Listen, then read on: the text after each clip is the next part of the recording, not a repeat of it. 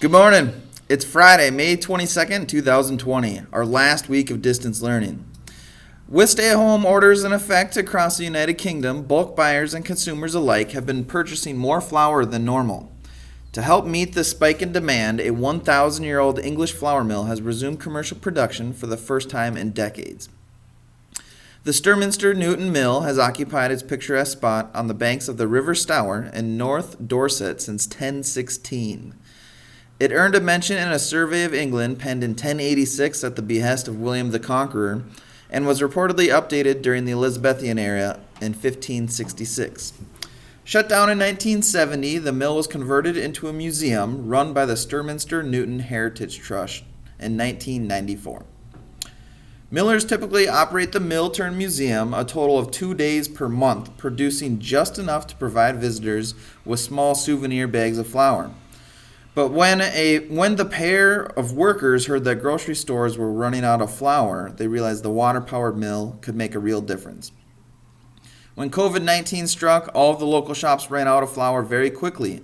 Loosemore, a 79-year-old retired art teacher whose grandfather worked at the mill for more than 50 years, says, "We had a stock of good quality wheat and the means and skills to grind it into flour, so we thought we could help." In April alone, the mill ground more than 1 ton of wheat, the equivalent of what would normally be a full year's supply for the museum. Our next story, a man was busted on Sunday for allegedly sneaking into a museum in Australia and taking selfies with dinosaur bones. The 25-year-old spent 40 minutes roaming around the Australian Museum in Sydney, beginning around 1 a.m. on May 10th, according to the New South Wales Police Force. He allegedly stole a piece of artwork and a staffer's cowboy hat off a stand. Surveillance footage of the man's night at the museum caught him taking a photo of himself with his head inside a T-Rex skull. The man was charged with breaking and entering and is due to appear in court next week. While it is common for thieves to adorn a full face mask in order to prevent themselves from being identified, a pair of shoplifters decided to wear watermelons on their head while robbing a store in Virginia. An investigation into the matter was being conducted after 2 men were filmed walking into a store while wearing hollowed-out watermelon rinds with holes cut out for eyes.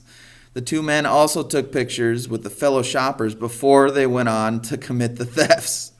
Since being shared online, the post has gone viral and triggered many reactions online. While some shared the pictures of the 2 robbers posing for them, others were just amused by the use of watermelons as masks. People are going a little crazy, apparently.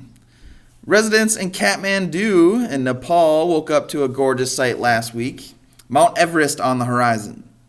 A coronavirus lockdown-related reduction in air pollution has made the famous mountain visible from the city at 124 miles away, according to the Nepali Times. While the sight would not have been possible just 2 months ago, shutting down transportation and economic as well as industrial activities has greatly improved air quality and brought down air pollution levels. In local news, Uppsala High School is set to host their first ever drive-in graduation ceremony for the class of 2020. Students and their families are welcome to celebrate seniors in the high school parking lot this Saturday. That's going to be sweet. Well, that does it for our current events for this week. Thank you all for doing so well during distance learning. I know it's been tough, but I'm super proud of everyone who has made it through this. Have an awesome, safe summer, and I will see you in the fall. Happy Memorial Weekend also. We'll see you later.